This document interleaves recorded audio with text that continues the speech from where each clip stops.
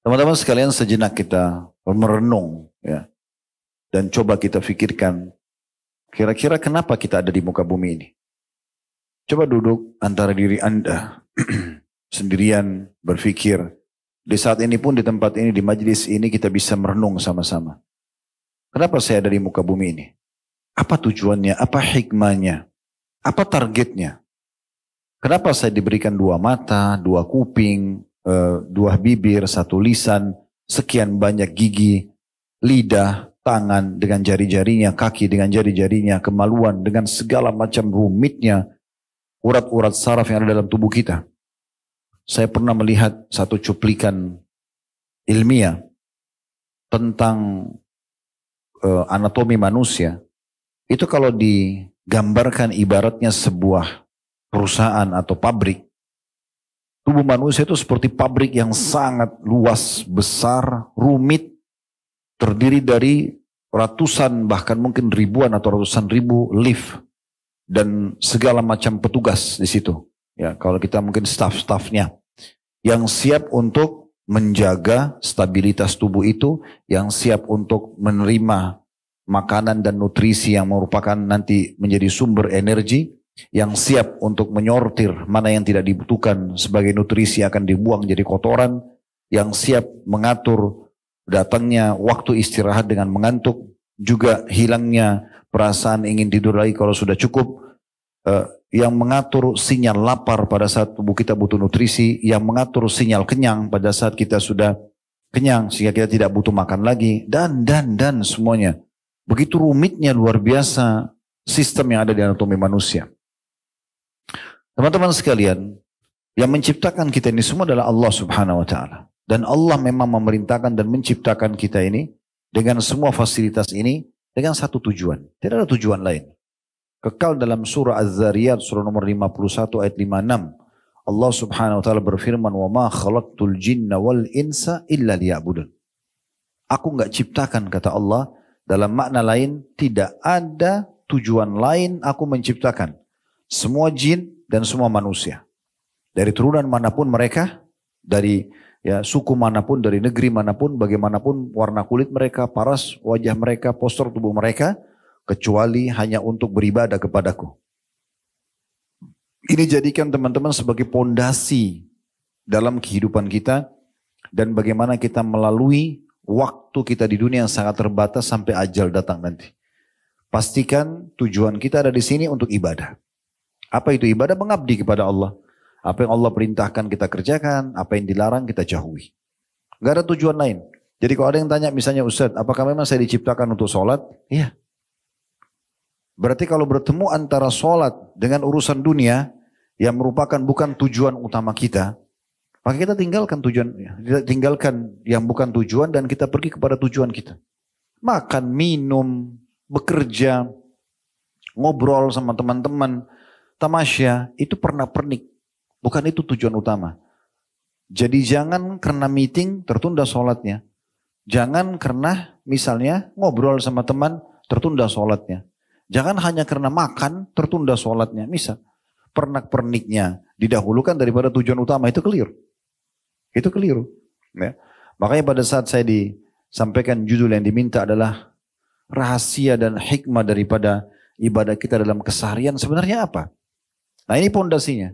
Karena memang dasarnya kita diciptakan untuk itu.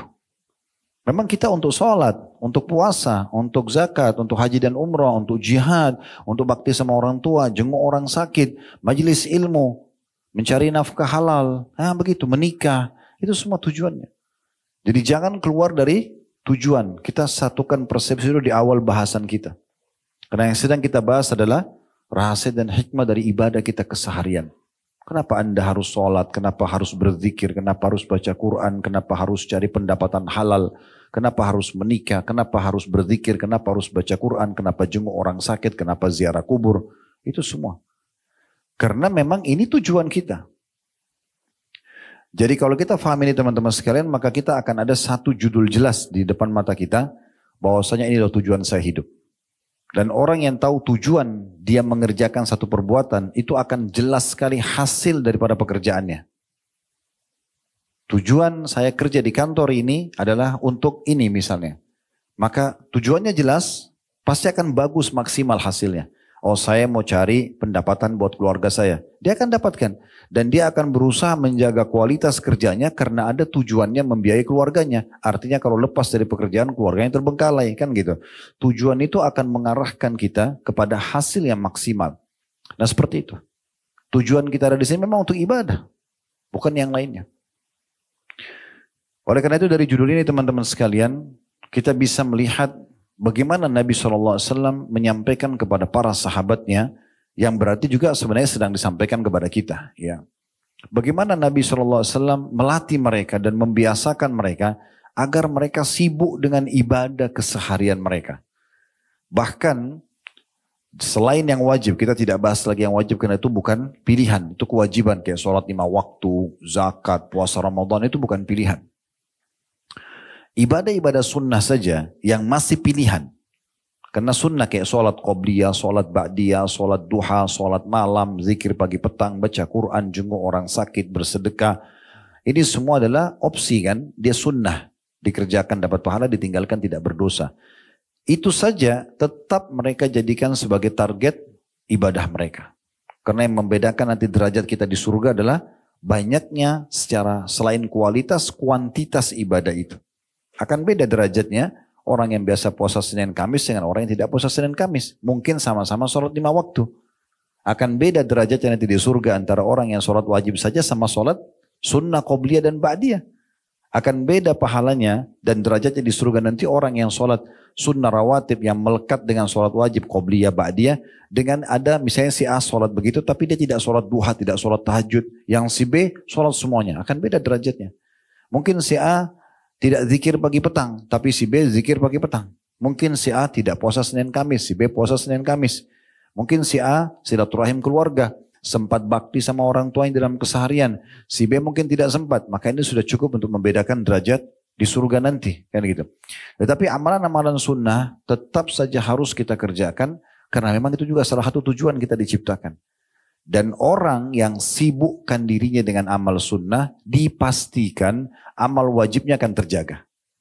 Antum kalau sibuk menjaga keutamaan sholat duha, sholat tahajud, sholat qobliyah, sholat ba'diyah, sholat tahiyat masjid, sholat taubat, sholat wudu, maka sholat wajibnya pasti aman. Tidak mungkin kan, tidak masuk akal orang kalau jaga sholat sunnah dia tidak jaga wajibnya. Kan gitu. Orang kalau biasa puasa Senin Kamis, puasa Iyamul Bid, nanti puasa Ramadan jadi ringan. Orang kalau biasa umroh, hajinya jadi ringan. Orang kalau biasa zakat, sedekahnya jadi ringan. Kan begitu. Berarti menjaga amalan-amalan sunnah ini penting sekali. Coba perhatikan bagaimana para sahabat teman-teman sekalian. Mereka sibuk bertanya sama Nabi tentang masalah ini. Karena dia tahu tujuan dia diciptakan. Dan kalau dia meninggal di akhirat sana cuma ada 2 opsi pilihan. Surga atau neraka. Tempat kenikmatan abadi atau siksaan abadi. Kan gitu. Kita nggak bisa pilih di akhirat nanti. Nggak, saya nggak mau neraka ya Allah, saya mau surga, nggak bisa. Penentuannya sekarang di sini. Apa yang teman-teman kerjakan sini dari bentuk ketaatan kita, ibadah keseharian yang kita kerjakan, itu nanti akan menentukan perjalanan kita di akhirat. Orang kalau sudah meninggal, sulit. Kecuali memang ada beberapa kecil sekali sumber untuk menambah pahala. Seperti doa orang lain mendoakan kita, atau ada kita tinggalkan sedekah jariah, bangunan, tanah, wakaf, tulisan, buku misalnya, mungkin itu ya. Tapi itu kecil kemungkinan. Tidak semua orang bisa melakukannya. Jadi amal kita adalah yang kita kerjakan di masa kita hidup. Oleh karena itu teman-teman jangan disia-siakan. Sahabat misalnya contoh Mu'adz bin Jabal radhiyallahu anhu, beliau mengatakan dalam sebuah riwayat yang sahih, ya Rasulullah, wahai utusan Allah, akhbirni bi'amalin yudkhilunil jannah wa yuba'iduni minan nar. Wahai Rasulullah, tolong ajarkan kepadaku, sampaikan kepadaku amal yang aku bisa kerjakan dari ibadah-ibadah yang sudah diperintahkan ini, yang jelas bisa membawaku nanti kalau aku mati masuk ke surga dan selamat dari neraka. Maka Nabi SAW menimpali pertanyaan itu, selain jawaban juga memotivasi Mu'adz. Karena pertanyaan ini bagus sekali. Coba sampaikan kepada saya Rasulullah supaya saya tidak terbuang-buang waktu saya yang sangat terbatas dalam keseharian, ajal saya kalau datang saya bisa meninggal. Supaya semua amal saya dalam 1 hari 24 jam itu ibadah aja. Masukkan ke surga dan menyelamatkan dari neraka. Kata Nabi SAW, laqad sa'alta an 'azim. Hai Mu'adz, engkau telah bertanya sesuatu yang sangat besar. Wa innahu la yasirun ala man yassarallahu alaihi. Dan dia akan mudah bagi orang yang Allah mudahkan untuknya. Ini ada pesan penting di sini teman-teman sekalian ya. Artinya kalau teman-teman masih tergerak hatinya untuk melakukan ketaatan berarti Allah mau kebaikan buat kita. Kayak Masya Allah misalnya pemilik perusahaan ini masih mau adakan pengajian buat antum semua. Atau teman-teman juga masih mau, iya ada pengajian, semangat untuk hadir, dengarin. Apa sih yang Allah firmankan, apa sih yang Rasulullah SAW sabdakan. Apa ini bekal ibadah yang bisa saya jadikan pegangan setelah bubar dari pengajian supaya saya bisa lebih istiqomah atau konsisten. Supaya saya tetap jalan di atas keimanan dan ilmu. Maka itu satu nikmat yang luar biasa. Berapa banyak perusahaan orang kerja nggak bisa untuk ikut pengajian. Kami waktu buka restoran di Kalibata City sebelum pindah di Condet. Saya kasih peraturan waktu itu, azan, mohon maaf bukan membandingkan dengan perusahaan lain, tapi saya cuma bicara pengalaman. Saya bilang 10 menit sebelum azan, stop semua orderan. Sampai sekarang Alhamdulillah masih berjalan. Sudah 14 tahun restoran kami. Itu saya selalu bilang, pokoknya 10 menit sebelum azan nggak boleh terima orderan. Orang yang sudah terlanjur makan ya nggak ada masalah. Tapi kalau baru mau terima orderan nggak boleh. Break semuanya, sholat. Gitu. Nah waktu itu, waktu di Kalibata karena dia mall dia pakai rorindor. Kalau di Condet sekarang kan kita tutup sendiri. Nggak pakai rorindor dia. Jadi kalau kita tutup itu, ditulis itu. Ditempel sama ikhwah ada print-printan. Kami sedang sholat. Gitu. Nah setelah sholat dan berjalan berapa waktu kebetulan di Kalibata itu ada satu masjid namanya Nurullah. Saya kebetulan diminta jadi penasehatnya. Masya Allah bisa nampung sampai kalau tidak salah 2.000 jemaah.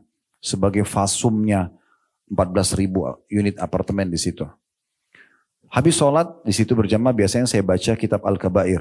Ya, dosa-dosa besar, kultum saja untuk semua jemaah termasuk staf kami. Kemudian kita bubar kembali buka restoran. Apa yang terjadi? Beberapa teman-teman kita muslim itu kejadian nyata di sebelah restoran kami, ada beberapa tempat di situ, muslim mereka datang lalu tanya kepada staf kami. Itu yang ditulis kami sedang sholat, memang itu dibolehkan sholat, diizinkan. Kata teman-teman yang kerja sama kami, ya bahkan kita diwajibkan sholat, tidak boleh. Kalau di kantor saya lebih tegas lagi, kita keluarkan SP bagi yang tidak sholat. Gitu kan. Jadi kita tegas dalam masalah itu. Akhirnya dia bilang enak sekali ya. Kami, ini bahasa mereka ya, kami kerja di tempat-tempat kami sekarang, padahal bersebelah-sebelahan situ. Jangankan sholat 5 waktu, sholat Jumat saja nggak diizinkan. Nggak diizinkan. Ya. Apalagi mau bicara sholat 5 waktu. Itu contoh. Jadi kalau ada perusahaan kita masih izinkan, ayo sholat. Bahkan owner mengatakan ayo sholat. Atau teman-teman kita diizinkan sholat. Itu luar biasa. Saya waktu itu pernah diundang oleh KBR kita di Tokyo, di Jepang. 10 hari pertama Ramadan, selama 10 hari saya di sana. Ada 2 orang dari orang Indonesia, orang kita, datang 6 jam naik kereta. Saya lupa nama kota mereka cukup jauh. Datang terus mengatakan, Ustaz, kami berdua ini kerja di pabrik. Kami nggak boleh sholat, karena pemiliknya itu penyembah matahari. Kan orang Jepang nyembah matahari. Dianggap kaisar mereka itu anaknya dewa matahari mereka. Jadi secerdas apapun mereka urusan dunia, mereka nggak tahu Tuhan gitu ya. Tapi yang jelas, kami nggak boleh sholat. Apa solusinya? Lalu saya bilang, kalau seandainya Anda sholat dilarang. Dia bilang dilarang, karena bagi dia itu tidak penting. Memotong waktu kerja. Mereka harus selalu pekerjaan dikerjakan dan bagi mereka bagaimana produktif untuk mendatangkan uang. Oke, kalau pamit ke toilet bisa nggak? Bisa. Dibatasi waktu nggak? Enggak kalau toilet. Oke. Solusi dari saya, ini khusus buat mereka ya, ini bukan fatwa umum. Karena mereka tidak bisa lagi. Kalau enggak mereka enggak sholat. Lalu saya bilang oke, kalau begitu ke toilet, uduk, kemudian langsung sholat di gang-gang pabrik itu aja. Sholat wajib saya, enggak usah sholat sunnah. Sholat subuh kan tidak mungkin kerja subuh. Mereka paling di pabrik itu duhur sama asar ya. Mereka sudah selesai sore, seperti punya orang kerja. Jadi sholat duhur 4 rakaat.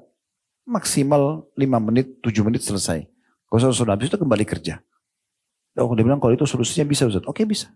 Tapi bayangkan teman-teman, mereka sampai sulitnya untuk sholat. Sulit. Ada juga, ini kejadian di salah satu swalayan besar di Jakarta. Saya nggak usah sebut namanya, tapi besar banget. Pegawainya mungkin ribuan, cabangnya banyak di seluruh Indonesia. Saya masuk itu hari, ada keperluan mau beli, lihat kemeja, lihat pakaian. Biasa sekarang saya belanja memang di situ ya. Ditemani oleh salah seorang ikhwah. Pas lagi kami belanja, rupanya di situ ada beberapa muslim dan muslim yang kenal kami. Lalu datanglah beberapa stafnya perempuan. Ustaz mau foto Ustaz. Terus saya bilang maaf, pertama saya tidak foto sama perempuan saja kecuali ada laki-lakinya, mahramnya misalnya ada laki-lakinya, dan juga berhijab. Terus waktu itu mereka ngerti, oh ya baik Ustaz. Tapi di antara staf itu ada yang ngomong perempuan itu, Ustaz sebenarnya kami ini berhijab. Sambil bukan berhadap-hadapan ngomong, tapi sambil saya pilih baju gitu. Sebenarnya kami ini Ustaz berhijab. Cuma peraturan di sini kami nggak boleh berhijab. Jadi kalau kami dari rumah ke sini berhijab. Kerja buka, habis itu kami pulang lagi, nanti pakai hijab lagi. Sulitnya mereka untuk melaksanakan tujuan utama mereka hidup. Jadi kalau antum bisa dimudahkan oleh Allah Subhanahu wa taala bekerja di sebuah tempat masih mau diadakan pengajian, tujuannya apa pengajian begini? Untuk antum diingatkan kan? Saya datang jauh-jauh tinggalin keluarga, tinggalin pekerjaan untuk memberikan nasihat, ayo kita sholat, ayo kita puasa, ayo kita ibadah. Judul yang dipilih oleh owner pemilik perusahaan antum juga tolong masalah rahasia dan hikmah daripada ibadah sehari-hari. Kenapa kita harus sholat? Kenapa kita harus puasa? Kenapa harus zikir? Karena memang ini sebuah perintah dalam agama, kewajiban kita. Dan kalau masih bisa itu maka sangat bagus. Antum bersyukur kepada Allah SWT. Susah mendapat komunitas yang baik itu. Hampir semua teman-teman yang bergabung sama kami. Alhamdulillah sekarang sudah 200-an lebih orang yang bergabung bersama kami di kantor. Kalau total semuanya, hampir rata-rata kalau saya tanya, kenapa antum kerja sama kita?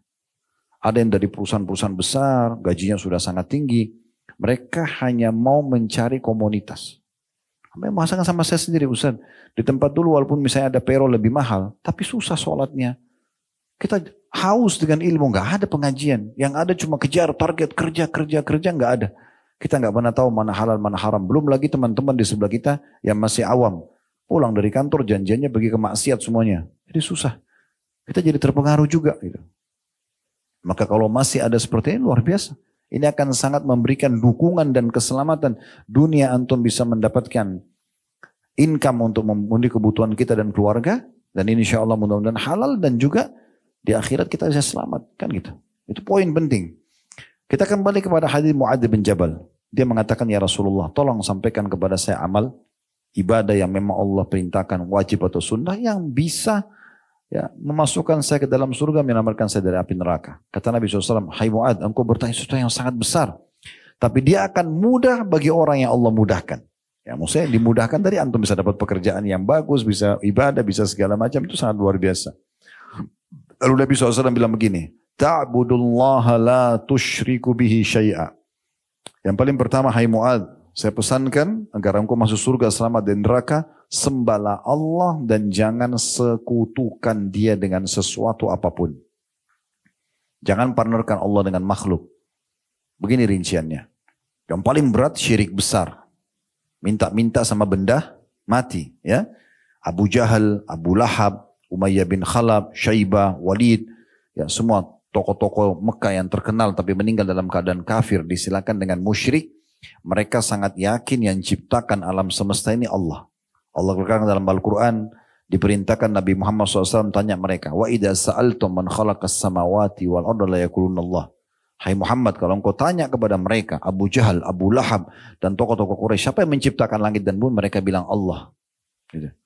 Jadi mereka tahu, tapi mereka syirik kepada Allah. Mereka anggap tidak bisa langsung berhubungan sama Allah, harus mereka datangkan patung-patung yang mereka kultuskan atau muliakan, kemudian mereka minta sama patung untuk minta kepada Allah. Padahal patung itu dia yang warnain, dia yang bentuk, dia yang beri nama, dia yang perbaikin kalau rusak, dia yang pikul ke tempat yang dia taruh untuk dikultuskan.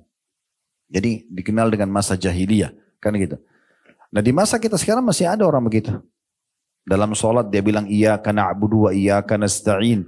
Hanya kepadamu ya Allah kami minta tolong. Hanya kepadamu kami menyembah, hanya kepadamu kami minta tolong.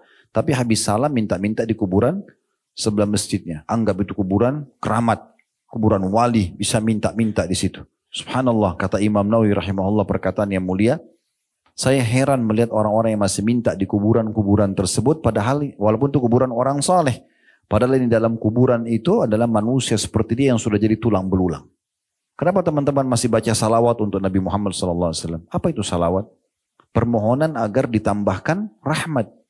Bukankah Nabi Muhammad SAW sebenarnya sudah diberikan semuanya? Kalau Nabi Muhammad SAW saja walaupun sudah mati tetap kita doakan. Bagaimana dengan manusia biasa? Kenapa minta sama benda-benda mati? Lebih jauh daripada itu. Berapa banyak orang teman-teman dan kita sayangkan di negeri kita masih menyebar ini. Mereka pakai jimat. Ya, sebentar Nabi SAW mengatakan man allaka tamimatan faqad asyrak. Siapa yang menggantungkan jimat pada tubuhnya atau di rumahnya atau di kendaraannya maka dia telah berbuat kesyirikan. Berapa banyak orang begitu. Dia tidak sadar, dia pergi ke dukun, dia pergi ke orang yang tidak pintar, ya. Nah, biasa di Indonesia dibilang orang pintar, kalau saya bilang keliru itu bahasanya, ya. Karena ini orang-orang tidak pintar, mereka minta lintas alam, minta ke jin. Kenapa minta sama jin? Kenapa antum harus lintas alam? Untuk apa? Untuk apa kalau mau buat istri atau suami suka harus bawa fotonya ke dukun? Untuk apa? Lalu jin yang menarik pasangan kita. Kenapa enggak di alam manusia aja? Sederhana kan saya misalnya mau buat istri saya suka sama saya, sederhana kok. Tatapan mata saya syahdu, ucapan lisan saya santun, tangan saya ramah, saya dermawan, dia suka. Selesai. Dia pun begitu kan. Tidak perlu bawa foto orang di mantra-mantrain. Kan gitu. Supaya suka sama dia. Untuk apa? Itu kan kesyirikan. Bahkan Nabi SAW mengatakan siapa yang mendatangi dukun, peramal, penyamun, penyihir. Bertanya saja. Belum percaya. Ini apa maknanya garis tangan saya. Kenapa begini, kenapa begitu. Maka tidak diterima sholatnya 40 hari. Walaupun belum percaya. Dalam hadis yang lain. Kalau dia datangi dukun, peramal, penyamun, penyihir. Dan bertanya lalu percaya. Dia telah kufur kepada apa yang diturunkan kepada Muhammad SAW. Kita nggak perlu ke mereka. Nabi SAW mengajarkan kita ilmu tauhid yang luar biasa. Beliau mengatakan mintalah kepada Tuhan kalian. Walaupun tali sendal kalian. Sendal kita putus, minta sama Allah. Alhamdulillah wassalatu wassalamu ala rasulillah. Puji Allah, baca salawat pada Nabi SAW. Lalu bilang, ya Allah sendal saya putus gantikanlah. Ya Allah saya sakit sembuhkanlah. Ya Allah berikanlah hidayah istri saya, suami saya. Ya Allah mudahkan jodoh buat saya. Ya Allah berkahi rezeki saya. Selalu sama Allah. Dari hal kecil sampai hal yang besar. Dan ulama mengatakan doa itu kekuatannya. Selain memang kita langsung kayak minta kepada sang pencipta Allah. Yang maha kaya dan yang menciptakan segala sesuatunya. Juga dia adalah ya, senjata yang paling kuat. Dan dia ibadah. Artinya kita lihat hasil, tidak lihat hasil tetap akan dapat pahalanya di sisi Allah SWT pada hari kiamat. Dalam sebuah riwayat dikatakan nanti hari kiamat ada orang didatangkan pahala bergunung-gunung untuk dia. Lalu dia bingung dari mana? Dia tanya malaikat, ini dari mana nih? Kok saya tidak tahu ini amal apa yang bisa mendatangkan pahala sebesar ini. Kata para malaikat itu adalah pahala doa-doamu yang belum kamu dapatkan balasannya di dunia. Minta jodoh yang fulan atau fulana, minta rezeki yang luas, minta haji. Tapi belum sempat. Tidak seperti apa yang kita inginkan. Tetap ada pahalanya kita panen dalam bentuk pahala yang bergunung-gunung pada hari kiamat. Kata Nabi SAW, maka orang-orang itu yang mendapatkan pahala bergunung-gunung, dia mengatakan, kalau seandainya saya tahu seperti ini, saya berharap semua doa saya di dunia tidak dikasih di dunia. Biar saya terima dalam bentuk pahala pada hari kiamat. Lalu kenapa kita tidak berdoa misalnya? Kan gitu. Dan hanya bergantung kepada Allah subhanahu wa ta'ala. Masuk dalam masalah syirik teman-teman, jangan pernah bertatayur. Pernah dengar tatayur? Menggantungkan nasib pada satu benda. Nah, contoh kalau di Indonesia itu apa? Tangan kanannya gatal. Ya. Mau dapat apa itu? Mau keluar duit ya? Kalau tangan kiri mau dapat duit. Ya. Kalau ini benar teman-teman sekalian, gatalin aja tiap hari. Kan enggak usah kerja. Oh tangan kiri gatal mau dapat duit nih. Gatalin aja tiap hari. Datangin ulat sekalian gitu. Taruh. Kan bisa. Ini kan enggak boleh. Enggak ada urusannya. Kebetulan memang lagi masalah saja urat saraf di tangan. Atau yang saya sering dengar itu ya. Saya pernah dengar itu. Kalau matanya kedap-kedip di atas. Ini saya mau ketemu sama orang yang saya sukai.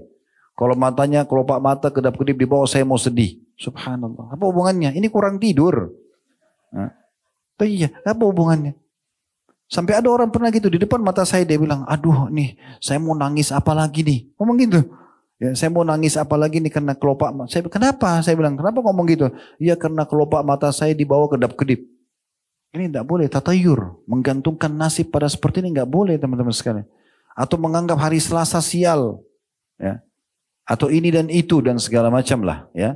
Apalagi kalau sampai antum menggantungkan nasib pada ramalan-ramalan bintang. Ini bintangnya Taurus, ini Sagittarius, ini Gemini, apalah. Terus sibuk baca apa ramalannya. Nggak boleh akhi dan ukhti. Nggak ada hubungannya itu dengan jodoh antum, dengan rezeki antum. Ini seperti kita dulu penyembah-penyembah patung, ya, Di Yunani mereka percaya begitu, itu kan dewa-dewa mereka. Itu harus dilupakan, tidak ada semua dalam Islam itu. Tidak ada urusannya. Kita ada namanya takdir Allah Subhanahu wa ta'ala. Dan kita harus bersangka baik terus sama Allah. Sederhana sebenarnya. Kalau kita kerja di satu perusahaan seperti ini, selama antum menjadi pegawai yang baik, ya, on time kalau kerja, ya, memberikan hak perusahaan, antum juga akan dapat hak antum kan? Gak ada alasannya apa dikeluarkan, alasannya apa nggak dikasih bonus kecuali pemimpinnya atau pemiliknya curang. Tapi itu tidak mungkin, jarang terjadi. Kalau terjadi tidak ada perusahaan yang bisa berkembang. Persentase pemilik perusahaan yang curang itu kecil sekali. Di bawah 10%, di bawah 5% bahkan. Dari semua total perusahaan di muka bumi ini, umumnya orang jujur karena dia mau perusahaannya maju. Kan gitu. Jarang orang yang curang dengan pegawainya. Kalau ada tuh mungkin hitung jari, mungkin karena kebodohan dia. Dia kan akan kehilangan aset dia. Apalagi pegawai yang sudah expert di tempatnya, di bidangnya itu kan tidak mungkin. Kan gitu. Jadi teman-teman sekalian kembali lagi ke masalah jangan sampai berbuat kesyirikan. Ya. Termasuk juga ini tidak usah pakai khadam-khadam. Ya. Iya, selalu gitu. Dianggap tidak apa-apa kan yang saya pelihara itu kan jin muslim. Tidak ada sejarahnya. Allah membuat jin tidak kelihatan, nggak usah dipanggil, nggak usah berteman. Kita nggak, Allah buat mata kita nggak lihat, kita tidak tahu bahasanya, kita tidak tahu rupanya. Kenapa antum sengaja bersemedi di gunung, di lautan, panggil-panggil wahai penjaga gua, wahai pada ini dan itu? Ya, ini subhanallah. Perhatikan baik-baik sebab turunnya surah jin. Beberapa ayat di situ sebabnya. Karena orang-orang Quraisy dulu di masa jahiliyah sebelum Nabi SAW dakwahi mereka dan mereka masuk Islam. Mereka kalau melakukan perjalanan keluar kota, ya, mereka itu kalau nginap di satu lembah malam hari kayak kita gini malam, mereka nginap karena masa dulu orang tidak ada penerangan kayak kita sekarang, transportasi masih kuda sama unta, nggak ada kereta cepat, pesawat, bisa berangkat malam, nggak ada. Jadi mereka harus istirahat. Nah, tradisi mereka kalau mereka turun di satu lembah, pemimpin kafilahnya, ya, itu ngumpulin dari semua orang yang ikut di grup itu, grup safar itu, ayo siapa yang mau nyumbang? Yang ini nyumbang makanannya, ini nyumbang uangnya, ini nyumbang minumannya. Lalu pemimpin kafilah itu, grup perjalanan itu, kalau kita sekarang tour leadernya, ya. Itu kemudian pergi ke tengah-tengah lembah, lalu dia bilang begini, wahai penjaga lembah, ini setengah bekal kami, jangan ganggu kami. Padahal lembah itu nggak ada apa-apa. Dia aja sendiri yang karang-karang. Allah menggambarkan dalam surah jin, maka jin-jin, syaitan-syaitan ada di sekitar lembah itu, fazaduhum rahaqa. Makin membuat mereka ketakutan. Makin terdengar suara, makin diganggu. Padahal sebenarnya awalnya, teman-teman sekalian harus pahamin ya, jin itu takut sama manusia. Tunduk sebenarnya. Semua hewan itu tunduk sama manusia. Karena manusia itu adalah khalifah. Ini anggap kalau di lokasi ini, dulu misalnya belum ada rumah-rumah, mungkin di sini banyak hewan, ya nggak? Sekarang kalau tidak ada manusia banyak hewan nggak? Banyak kan, ada ular, ada ini, ada itu, banyak. Tapi begitu manusia datang, mulai bangun satu rumah, mulai ini, berkurang itu mereka, pergi. Karena mereka tahu ini manusia khalifah, ini pemimpin mereka sebenarnya. Allah ciptakan kita untuk itu. Kita jadi pemimpin. Jadi nggak usah kita ngarang-ngarang takut tanpa jelas, kan gitu. Dan kalau kita mau bicara masalah kesyirikan ini banyak sekali. Jadi hati-hati teman-teman sekalian, murnikan tauhid kepada Allah sehingga mudah masuk surga dan juga selamat dari api neraka. Pesan kedua Nabi SAW, wa tuqimus shalah, dirikan sholat itu. Terutama sholat 5 waktu. Sholat 5 waktu teman-teman adalah absensi kita kepada Allah. Antum bayangkan kalau antum kerja di perusahaan begini, pimpinan atau owner perusahaan memanggil antum sehari 5 kali. Hadap saya di ruangan ya. Tujuannya hanya apa? Hanya mau ditanya. Kamu ada keperluan apa? Ya. Ada sesuatu yang bisa saya bantu? Utang dilunasi kah? Bantu untuk pengobatan anak kah? Mau bantu keluarga kah? Kamu mau butuh mobil kah? Butuh motor kah? Bisa. Semua kebutuhannya ditanya. Bagaimana kita tidak bahagia teman-teman sekalian kalau pemilik perusahaan satu hari 5 kali panggil, 5 kali itu semua dipenuhi apa yang kita mau. Itu rasionalnya sholat. Antum sedang absen kepada Raja Sang Pencipta. Antara azan iqamah dikasih waktu mustajab. Diterima, mohon apa saja. Jadi orang kalau anggap sholat itu berat itu aneh. Sholat itu paling 5 menit. 10 menit. Apalagi kalau kita orang Indonesia nggak usah diajar cara sholat cepatnya. Bisa juara kalau ada pertandingan gitu kan. Ya, walaupun tidak boleh orang sholat buru-buru ya. Tapi kalau sholat cepat, Masya Allah. Apalagi bisa pilih inna ata'ina wal asr. Kan mudah ya. Jadi sebenarnya sholat itu penting sekali untuk dijaga. Dan dia adalah satu-satunya ibadah yang diperintahkan kepada Nabi SAW. Yang beliau harus berangkat ke langit untuk menerimanya. Yang lain semua di bumi. Dan kata Nabi SAW, awal amal di hisab kiamat adalah sholat. Kalau dia baik, baik semuanya. Kalau dia buruk, buruk semuanya. Saya sering berbagi sebuah teori sederhana. Teman-teman kalau mau memperbaiki apapun berhubungan yang dengan kehidupan antum ya. Memperbaiki ekonomi, memperbaiki akhlak, memperbaiki hubungan sama orang sosial. Apa saja mulai dari sholat. Coba perbaiki sholat itu. 5 waktu saja. Gerakannya benar, tenang, khusyuk, bacaannya benar.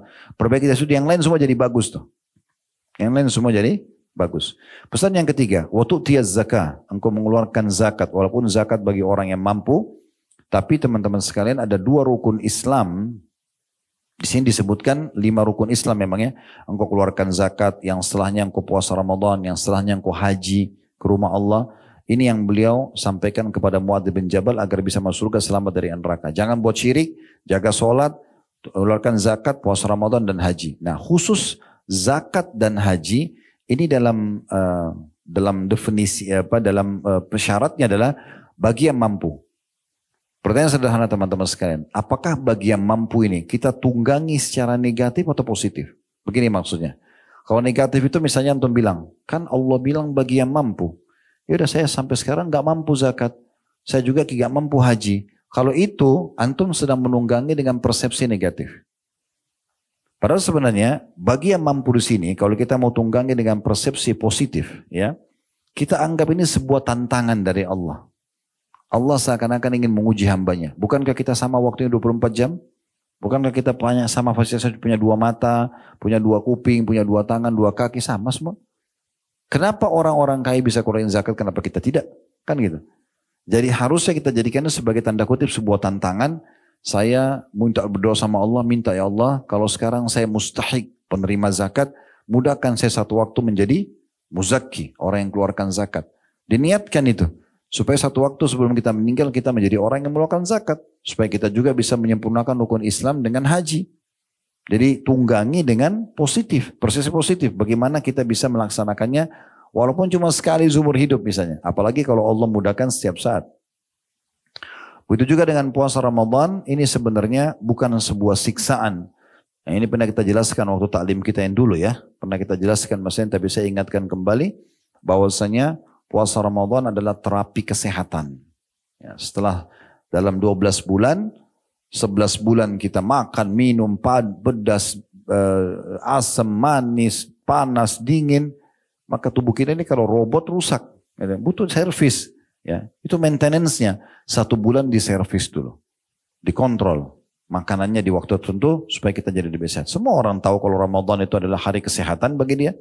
Toh setelah buka puasa makan 2-3 butir kurma, minum 1 gelas teh atau air putih sudah kenyang luar biasa. Kalau saya bahkan nanti habis tarawih kadang-kadang baru makan gitu kan. Karena memang nyaman aja puasa. Sekarang di masa kita lebih berkembang lagi. Orang kalau mau sehat dia lebih banyak puasa ya. Walaupun bukan puasa syariat ya. 12 jam, 14 jam tidak makan. Katanya sehat. Ya, sebenarnya umat Islam tanpa penemuan itu pun kita sudah disuruh puasa. 1 minggu kita 2 hari puasa Senin Kamis. Kita sebulan ada puasa Ayyamul Bid, setahun ada puasa Ramadan. Lalu Nabi SAW mengatakan, Ala adulluka ala abwabil khair. Hai Mu'ad, mau gak aku tunjukkan kepadamu tentang pintu-pintu kebaikan. Semua tadi kesimpulan dari apa yang saya sampaikan itu akan sangat mudah kau amalkan. Bahkan kau akan selalu terjaga dan berada di pintu-pintu kebaikan itu. Maka kata ya, Nabi SAW, as-sawmu junnah. Ketahuilah bahwasanya puasa kalau kau sering lakukan, maka akan menjadi tameng buat kamu dari api neraka. Was-sadaqatu tudfi'ul khatiyah kama yudfi'ul ma'un nar. Lalu kamu sempurnakan dengan banyak bersedekah, memberi kepada orang, berbagi, tanpa harus menunggu menjadi orang kaya dulu, maka dia akan menghapuskan dosa-dosa sebagaimana air memadamkan api. Was-salatu rajulu fi jawfil lail. Dan jangan pernah luput darimu hai Mu'ad untuk sholat di malam hari pada saat orang sedang tidur. Itu pesan Nabi SAW untuk menyempurnakan bagaimana dia mudah masuk ke surga. Kemudian Nabi SAW membacakan firman Allah Subhanahu wa taala setelah mengingatkan itu dalam surah Sajdah surah nomor 32 ayat 16 dan 17. Tatajafa junuhum 'anil madaji'i yad'una rabbahum khaufan wa tama'an mimma razaqnahum yunfikun. Fala ta'lamu nafsum ma ukhfiya lahum min qurrati a'yunin jazaa'an bima kanu ya'malun. Lambung mereka, orang-orang beriman itu jauh dari tempat tidur mereka di malam hari. Dan mereka selalu berdoa kepada Rabb mereka dengan penuh rasa takut dan harap. Serta mereka menafkahkan apa-apa rezeki yang kami berikan. Tak seorang pun mengetahui berbagai nikmat yang menantinya nanti karena amal-amal yang dia kerjakan ini. Yang sangat indah dipandang oleh mata sebagai balasan bagi mereka. Atas apa yang telah mereka kerjakan. Jadi Nabi SAW mengingatkan, hai Mu'ad, sempurnakan itu dengan jangan lupa sedekahkan hartamu. Kamu juga berbanyak puasa-puasa sunnah selain wajib, serta juga sholatlah di malam hari pada saat orang tidur. Lalu beliau mengatakan lagi kepada Mu'ad, masih lanjutan hadisnya. Ala ukhbiruka bira'sil amri wa amudihi wa dhurwati sanamihi. Maukah aku kabarkan kepada engkau, hai Mu'ad, pokok semua urusan. Yang bisa kamu menyempurnakan ya dan memahami tentang target hidupmu, ya, maukah saya beritahukan? Kata Mu'ad, bala ya Rasulullah. Tentu wahai utusan Allah. Kata Nabi SAW, Ra'sul amril Islam. Pokok segala urusan adalah Islam. Semua urusanmu kembalikan kepada agama Islam. Yang agama Islam bolehkan kamu nikmati, yang diperintahkan kamu kerjakan, yang dilarang kamu jauhi. Wa amuduhu shalah. Dan tiangnya agama adalah solat. Artinya kamu kapan sudah solat, kamu akan baik urusan yang lainnya. Wa dzurwatu sanamihil jihad. Dan puncaknya agama ini adalah berjihad. Seperti teman-teman kita sekarang di Palestina, semoga Allah berikan mereka kemenangan ya dan kemerdekaan. Mereka itu betul-betul sedang melalui puncaknya agama Islam. Mirip dulu kita waktu dijajah oleh Belanda, Jepang, Portugis. Dulu kita berperang melawan mereka untuk membela kehormatan kita, agama kita, kemerdekaan negara kita. Maka itu termasuk jihad. Kemudian Nabi SAW bersabda lagi kepada Mu'ad, Ala ukhbiruka bimalaki dzalika kullah. Mau enggak aku kabarkan kepada kau hai Mu'ad sesuatu yang bisa menjaga itu semua. Supaya betul-betul kamu bisa menjalankan rukun Islam dengan baik. Kamu bisa menjaga amal-amalan sunnah dengan baik. Kamu terjaga dari semua perbuatan-perbuatan pelanggaran yang bisa mendatangkan hukuman.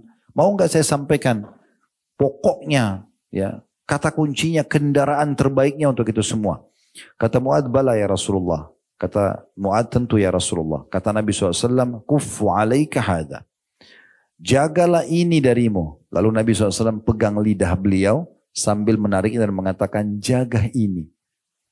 Maksudnya, kalau kau mau gunakan lidahmu hanya untuk ketaatan kepada Allah. Kalau bukan yang diwajibkan, yang disunnahkan, maka minimal yang mubah. Hal yang omong kosong sudah tidak ada lagi. Jaga semuanya. Misal hal yang wajib seperti orang bagaimana dia membaca bacaan-bacaan sholat dengan benar. Karena itu wajib berhubungan dengan sholat wajib misalnya. Atau baca Quran. Bagaimana dia menuntut ilmu. Bagaimana dia memberikan nasihat gitu kan. Yang sunnah juga dia berzikir misalnya dia berdoa. Dan yang mubah minimal misalnya menanyakan kabar orang gitu ya. Hal-hal yang mubah. Itu. Sementara yang lainnya jangan sama sekali kamu lakukan. Karena banyak orang tergelincir. Dia sholat tapi lidahnya tajam. Ya, dalam riwayat lain dikatakan seorang sahabat mengatakan, ya Rasulullah, di kota Madinah ada seorang wanita selalu puasa di siang harinya dan sholat di malam harinya. Tidak pernah ketinggalan. Tapi lisannya tajam, nyakitin tetangganya. Caci maki orang, ghibah, ya gunjing ya, fitnah. Lalu kata Nabi SAW, la khaira fiha hiya finnar. Tidak ada kebaikan pada wanita tersebut, dia pasti masuk neraka. Walaupun dia sholat, walaupun dia puasa, tapi kenal lisannya menyakiti orang, ya, akhirnya dia akan banyak musuh hari kiamat dan akan habis pahalanya nanti dibagi-bagi kepada orang-orang yang dia sakiti. Lalu kata sahabat tersebut, ya Rasulullah, dan di Madinah ada juga seorang wanita, dia cuma sholat yang wajib, dia sholat yang dia mengeluarkan zakat, tapi dia tidak mengeluarkan sedekah yang banyak. Dia puasa Ramadan, dia tidak puasa sunnah. Tapi lisannya nggak pernah nyakitin orang. Kata Nabi SAW, kebaikan ada padanya dan dia di surga. Makanya Nabi SAW mengatakan, ya, semua kunci daripada kamu bisa menjalankan ketaatan dan meninggalkan maksiat adalah menjaga lisanmu. Dan kemudian Mu'ad berkata begini, ya Nabi Allah, wa inna la mu'akhiduna bima natakallam, ya. Apakah kami ya Rasulullah akan diadab dengan apa yang kita bicarakan? Usah dengan tutur kata yang kita ucap kita akan dihukum. Maka kata Nabi SAW, thakulat ka ummuka wa hal yakubbun nasa ala ujum aw qala ala manakhirihim illa hasaidu alsinatihim. Hai Mu'ad, celaka kamu kalau kau tidak tahu masalah ini. Bukankah mayoritas orang ditelungkupkan wajah-wajah mereka dan diseret dalam api neraka karena akibat lisan-lisan mereka. Hadis ini diriwayatkan oleh Tirmidzi. Kalau kita simpulkan sebenarnya hadis ini bagaimana, ya, Nabi SAW mengajarkan kepada Mu'ad, ini loh ibadah keseharian yang kau harus jaga. Dengan ini kau akan masuk surga, kau akan selamat dari api neraka. Kisah yang lain Abu Hurairah radhiyallahu anhu dalam riwayat yang sahih juga. Beliau pernah mengatakan, ya Rasulullah, dulluni ala amalin idza amiltu dakhaltul jannah. Tunjukkan kepadaku wahai Rasulullah. Maaf, ini hadis Abu Hurairah, tetapi dia menceritakan tentang seorang Arab Badui yang datang kepada Nabi SAW lalu mengatakan, ya Rasulullah, tunjukkan kepadaku tentang amal yang apabila aku lakukan aku bisa masuk surga. Maka Nabi SAW mengatakan, ya, mirip dengan tadi perjawaban kepada Mu'adz bin Jabal, engkau menyembah Allah tanpa menyekutukannya, engkau sholat 5 waktu, jalankan zakat, puasa Ramadan. Kemudian orang tersebut mengatakan, walladzi nafsi biyadi la azidu ala hadza. Kalau memang itu yang anda perintahkan ya Rasulullah, demi Allah aku tidak akan menambahnya. Udah itu aja aku kerjakan. Maka ketika orang itu pergi, kata Nabi SAW, man sarrahu an yandura ila rajulin min ahli jannah fal yandur ila hadha. Siapa yang ingin melihat penghuni surga, lihat kepada orang ini. Jadi sebenarnya teman-teman sekalian dengan mengerjakan sesuatu yang diwajibkan sudah cukup masuk ke dalam surga selamat dari api neraka. Tapi kalau mau derajat-derajat yang tinggi, fasilitas lebih bagus lagi, ya, maka kita harus tambah dengan amalan-amalan sunnah. Begitu juga dengan Atha bin Abi Rabah rahimahullah, seorang ulama tabi'in. Beliau mengatakan, qala li Ibnu Abbas. Ibnu Abbas radhiyallahu anhu sahabat Nabi pernah berkata kepadaku, ala urika imra'atan min ahli jannah. Mau enggak aku tunjukkan kepada kamu wanita ahli surga? Maka kata Atha bin Abi Rabah, seorang tabi'in, tentu saja. Murid bilang sama gurunya. Maka kata Abdullah bin Abbas, hadil mar'atus sauda. Ada seorang wanita berkulit hitam di masa Nabi SAW. Atatin Nabiya SAW faqalat inni usra'. Dia mengatakan, ya Rasulullah, perempuan ini datang dan mengatakan, ya Rasulullah, sesungguhnya saya sedang diuji dengan penyakit dan penyakit saya ayan, ya, epileps, ya. Wa inni ataqasyaf fad'u Allah li. Dan kadang-kadang kalau kambuh, saya tidak kontrol diri saya, aurat saya terbuka, gitu ya. Saya malu. Tolong doakan supaya saya sembuh. Maksudnya dia minta Nabi doakan spontan sembuh di saat itu. Tidak melalui proses pengobatan. Doa Nabi mujarab langsung sembuh. Maka kata Nabi SAW, in syi'ti sabarti walakil jannah. Kalau kau mau, kau sabar. Dan pasti balasannya surga. Ujian yang sedang datang, kamu nikmati prosesnya. Kamu berdoa, iya. Kamu ikhtiar berobat, iya. Tapi kamu nikmati prosesnya. Sabar itu kan bukan berarti orang tidak beraktivitas dan cari solusi, tidak. Sabar itu bukan duduk manis dan elus dada, tapi sabar itu menerima takdir Allah kemudian ikhtiar cari jalan keluar. Kalau kau mau sabar, tidak spontan, ya, langsung saya doakan langsung sembuh, maka bagimu surga. Ya. Wa in syi'ti da'utullaha an yu'afiyaki. Tapi kalau kau mau, saya juga bisa doakan sekarang spontan, langsung kau sembuh, tapi nggak ada jaminan surga. Surga nanti bisa kamu dapatkan dengan cara lain. Tapi ini sekarang penyakitmu, kalau kau sabar, nikmati prosesnya, tetap berobat, tetap berdoa, tapi tidak instan, maka bagimu surga. Maka perempuan itu langsung mengatakan, aku akan bersabar. Kalau gitu bersabar saja. Nikmatin aja prosesnya. Toh juga nanti fa inna ma'al usri yusra. Di setiap usaha ada kemudahan. Lalu kemudian perempuan itu mengatakan, tapi ya Rasulullah, inni atakasyaf. Tapi ya Rasulullah, saya kadang-kadang kalau kambuh sering terbuka aurat saya. Fadu'ullah li alla atakasyaf. Fada'alaha. Kemudian dia mengatakan, tolong berdoa kepada Allah agar saya kalau kambuh tidak terbuka aurat saya. Maka Nabi SAW pun mendoakan wanita tersebut. Begitu juga teman-teman sekalian tentang kisah cukup banyak di antara para sahabat ridwanullah alaihim yang mereka memang betul-betul mengejar surga ya dan sibuk dari amal ke amal yang lain. Cukup banyak ya kisah tentang subhanallah Umair bin Humam radhiyallahu anhu di perang Badar di mana beliau pada saat Nabi SAW mengatakan waktu pasukan sudah mau berperang satu sama yang lain, kumu ila jannati arduhas samawatu wal ard. Bangkitlah kalian sekarang dan kejarlah surga dengan cara mati syahid ya, yang luasnya seluas langit dan bumi. Maka Umair tiba-tiba mengatakan, ya Rasulullah, arduhas samawatu wal ard. Wahai utusan Allah, Anda sedang membahas surga yang kalau saya berperang sekarang di sini, saya terbunuh oleh orang-orang Quraisy ini. Cuma ditusuk pisau, kena tombak, kena anak panah, saya mati. Saya masuk surga yang luasnya seluas langit dan bumi. Kata Nabi SAW, iya. Lalu orang itu, si Umair mengatakan, bakhin, indah sekali ya. Dan sangat mengagumkan. Maka Nabi SAW mengatakan, ma yahmiluka ala qawlika bakhin. Apa alasannya? Hai Umair, kenapa kau bilang bakhin, indah banget nih. Luar biasa gitu. Hanya dengan berperang, terbunuh oleh musuh, kemudian selesai, gitu kan? Maka masuk surga yang luasnya seluas langit dan bumi, hanya itu saya pengorbanannya. Maka kata dia, la wallahi ya Rasulullah illa raja'an akuna min ahliha. Tidak demi Allah ya Rasulullah, saya tidak maksud apa-apa kecuali saya ingin sekali termasuk orang yang Anda sebutkan. Artinya mati syahid di sini, lalu aku masuk surga yang luasnya seluas langit dan bumi. Kata Nabi SAW, fa innaka min ahliha. Kau termasuk ahli surga itu.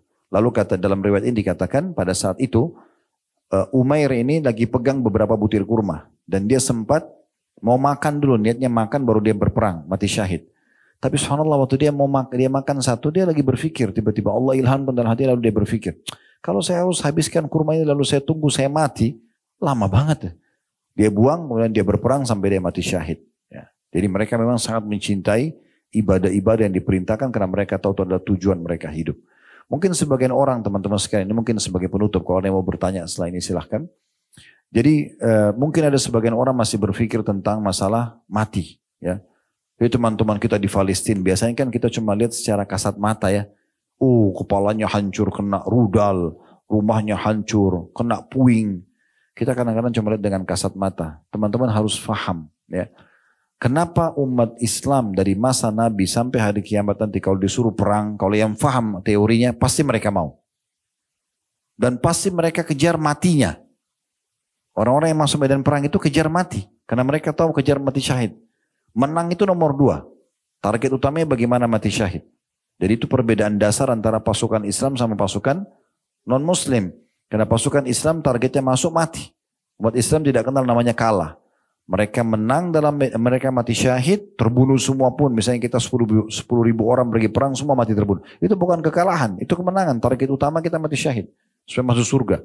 Kata Nabi SAW, orang mati syahid akan mendapatkan 6 manfaat. Di antaranya darahnya, diampuni dosanya pada saat awal tertumpah darahnya akan mengalir mengeluarkan mau dibuangi dari bau kasturi, kemudian dia akan selamat dari rasa ketakutan di hari kebangkitan hari kiamat, selamat dari pertanyaan munkar nakir di kuburan, dia akan menyelamatkan, memberikan syafaat 70 keluarganya, dinikahkan dengan 72 bidadari dan sekian banyak keutamaan yang didapatkan tentunya. Maka mereka jadikan itu sebagai target. Kenapa sekarang umat Islam sangat berani teman-teman sekalian? Kalau yang sudah paham ini untuk supaya dia mati syahid. Karena mereka faham teorinya. Orang yang mati, teman-teman dalam Islam, itu hanya merasakan satu. Yaitu sakaratil maut. Apa itu? Proses pencabutan ruh oleh malaikat.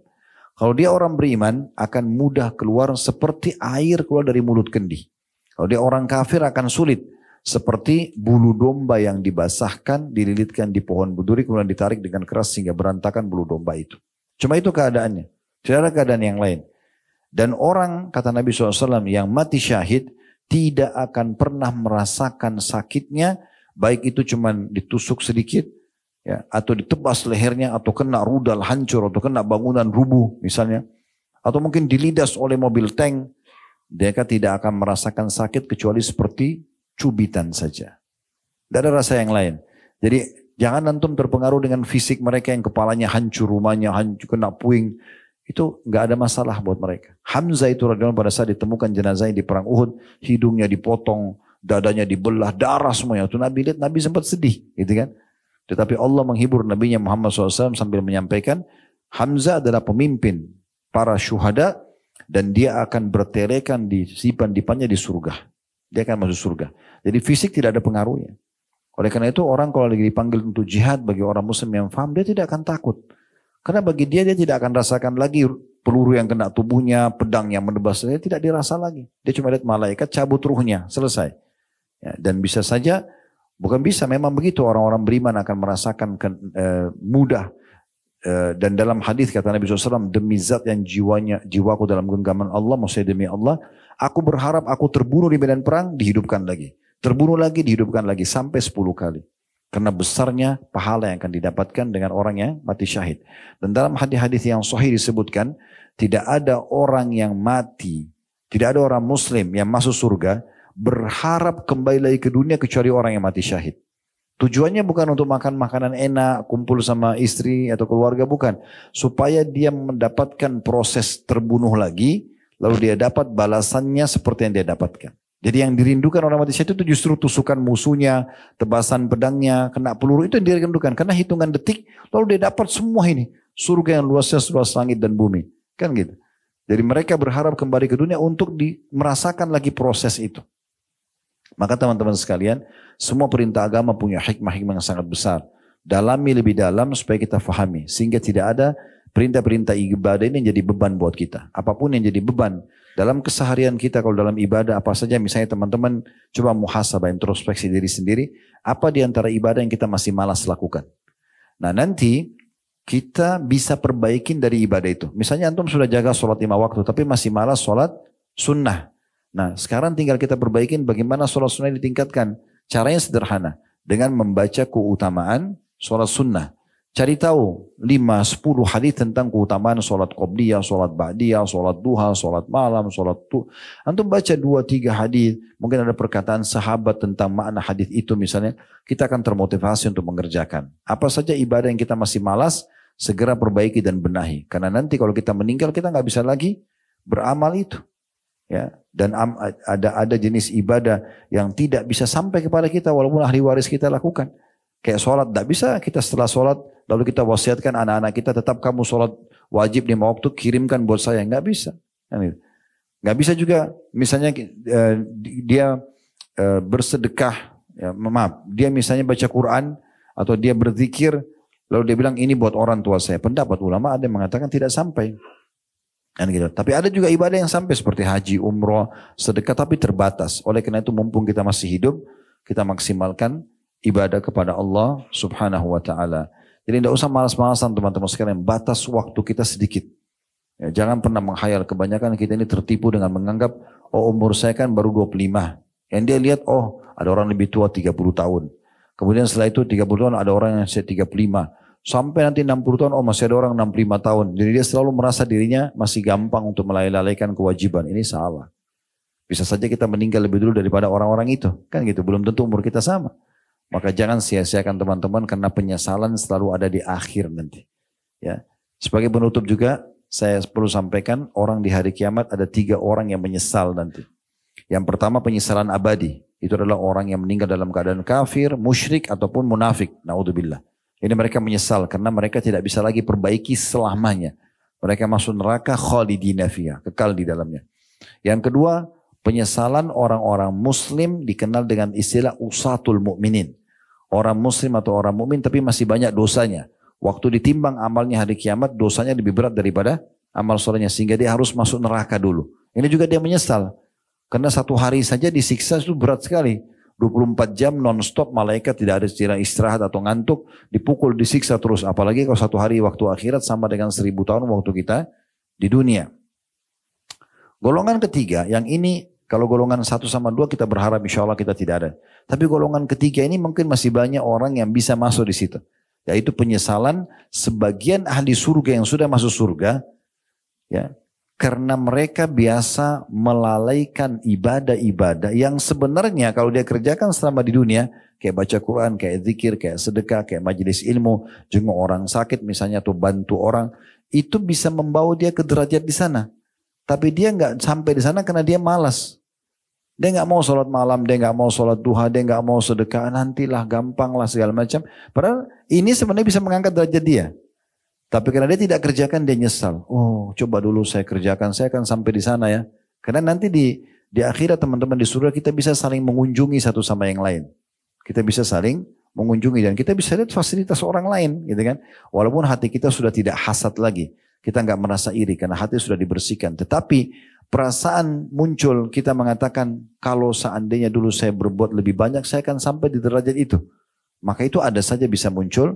Maka sebelum tiba waktu itu nanti penyesalan jangan sia-siakan. Sore ini Allah sudah sampaikan ke kuping kita semuanya agar kita rajin dan terus semangat dalam mengisi hari-hari kita dengan tujuan utama kita diciptakan yaitu ibadah. Dan sudahlah yang lalu dari kelalaian jangan lagi diulangi, mulai sekarang ke depan kita penuhkan semua dengan ketaatan kepada Allah SWT. Terlebih lagi ibadah itu indah. Ibadah itu indah sekali. Dulu majelis ilmu begini indah, kita dengarin, ya kita simak, kita merasa ada manfaat, ada ketenangan jiwa, kita sholat itu indah, kita haji dan umroh indah, jihad itu indah, semuanya ibadah itu sebenarnya indah sekali. Asal seseorang tulus mengerjakan, pasti dia akan merasa nyaman dengan ibadah-ibadah tersebut. Allahu a'lam. Mungkin begitu saja teman-teman sekalian, kalau ada benar dari Allah, kalau ada salah dari saya mohon dimaafkan. Semoga yang hadir dalam acara ini, baik offline ataupun online, diterima semua hajatnya oleh Allah Subhanahu Wa Taala, dimudahkan urusannya, diterima seluruh amal-amal saleh yang pernah dikerjakan dengan pahala yang sempurna, dimaafkan kesalahan-kesalahannya, kemudian juga Allah Subhanahu Wa Taala melindungi negeri kita agar selalu aman, tentram, damai dan dijaga persatuan, kesatuan dan kemerdekaan kita. Dan Allah selalu pandu para pemimpin kita untuk menjalankan tugas dengan baik dan menjadikan kita masyarakat yang bergotong royong dengan pemerintah untuk menjalankan amanah dan juga perkembangan dan menjaga persatuan dan kesatuan kita. Dan selalu kita doakan saudara-saudara kita di Palestina yang sedang tertindas dan dimanapun di muka bumi, semoga Allah ikhlaskan niat mereka, terima para syuhada mereka, mulakan Islam di tangan mereka dan tangan kita semua, dan semoga Allah ikut sertakan kita bersama mereka di pahala, baik dengan doa, dengan harta, juga dengan jiwa kita. Dan semoga Allah menyatukan kita semua di surga Firdausnya tanpa hisab, mana disatukan dalam majlis ilmu yang mulia ini. Allahumma amin. Wa sallallahu ala nabiyina Muhammadin wa alihi wa sahbihi wa sallam. Wa akhiru da'wan alhamdulillahi rabbil alamin. Wassalamualaikum warahmatullahi wabarakatuh.